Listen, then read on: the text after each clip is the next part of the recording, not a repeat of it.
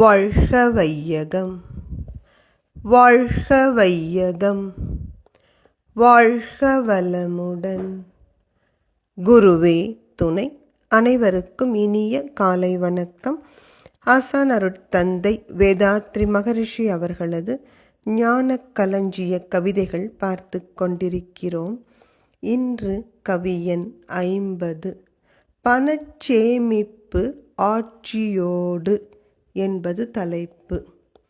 மின்னேற்றம் திசை மாறி விளைவை ஆக்க மிக்க முரண் பொருள் ஆட்சியிடை காண்கின்றோம்.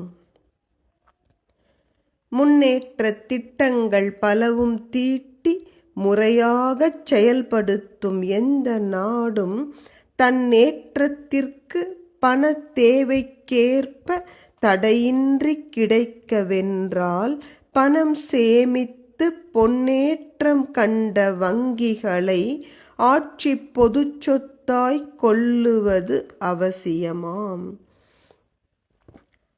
அருட்தந்தை அவர்கள் என்ன அழகாக விஞ்ஞானத்தையும் பொருளாதாரத்தையும் இணைக்கிறார் என்று பாருங்கள்.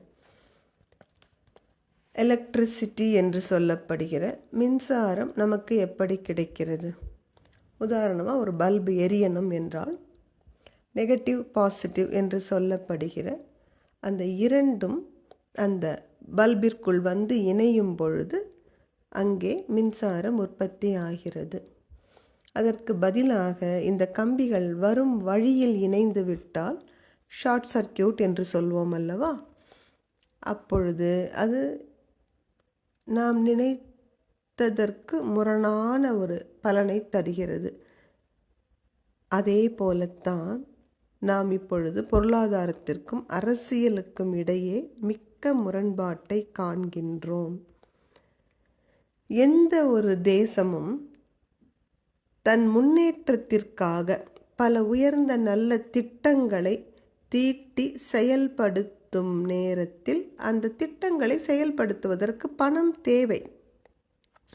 அப்படி பணம் தடையின்றி கிட்டினால்தான் முன்னேற்ற பாதையில் அந்த நாடு பயணிக்க முடியும்.